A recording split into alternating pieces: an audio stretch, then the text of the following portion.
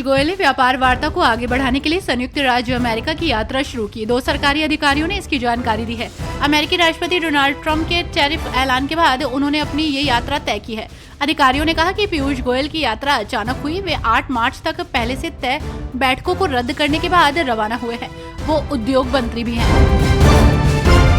कश्मीर मुद्दे पर पाक दूसरे देशों का साथ मांगता रहा। इसके लिए कई बार वो मुस्लिम देशों को एकजुट करने की कोशिश में लगा रहा।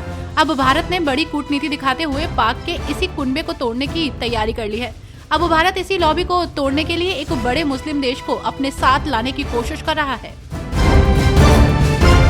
छत्तीसगढ़ विधानसभा में वित्त मंत्री ओपी चौधरी ने 25वां बजट पेश किया। ऐसे में आपको बता दें कि ये पहला मौका है जब राज्य में कंप्यूटर टाइप्ड बजट की जगह खुद वित्त मंत्री के हाथों से लिखा गया बजट सदन में प्रस्तुत किया गया।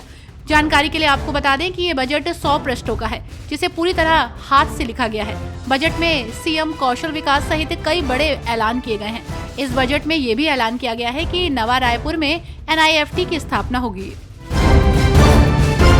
उत्तराखंड के मुख्यमंत्री पुष्कर सिंह धामी इन दिनों एक्टिव मोड में नजर आ रहे हैं। अब तक कई ऐसे फैसले कर चुके हैं जिसे लेकर वो चर्चा में बने हैं। वहीं इस बीच उन्होंने आज देहरादून में राज्य सचिवालय में कैबिनेट बैठक की है। बैठक प्रमुख नीतिगत निर्णयों, शासन के मुद्दों और राज्य में चल रही विकास परियोजनाओं पर केंद्रित थी। बिहार बजट 2025 में नीतीश सरकार ने बड़ा ऐलान किया है। राज्य के 7 शहरों में नए एयरपोर्ट बनेंगे। पूर्णिया से अगले 3 महीने में ही फ्लाइट शुरू हो जाएगी। इसके अलावा ग्रामीण सड़कों पर 15,000 करोड़ से ज्यादा खर्च किए जाएंगे और हर जिले में आधुनिक बस स्टैंड बनाए जाएंगे। नीतीश सरकार इंफ्रास्ट्रक्चर पर अच्छा खासा पैसा खर्च करने की तैयारी में है।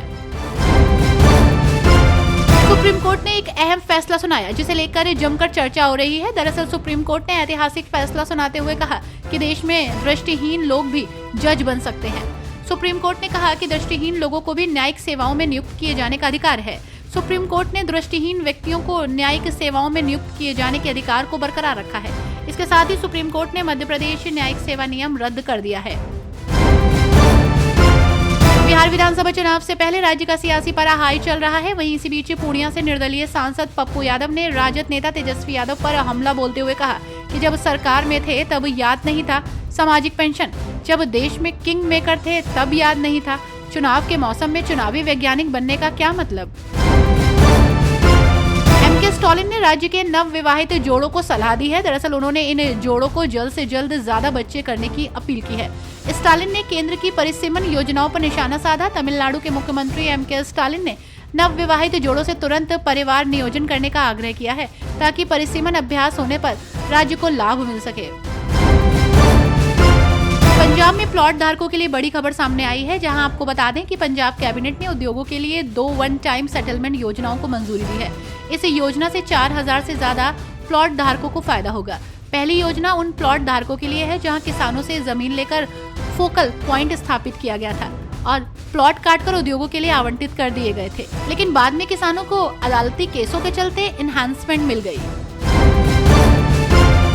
कनाडा अपनी आव्रजन नीति को सख्त बनाने में जुट गया है।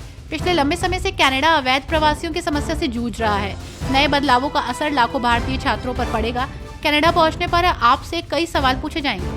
दस्तावेज में कोई भी गलती आपका परमिट रद्द कर सकती है। आव्रजन अधिकारियों को अगर आपके उत्तर संतोषजनक नहीं लगे तो आपको वापस भेज सकते हैं।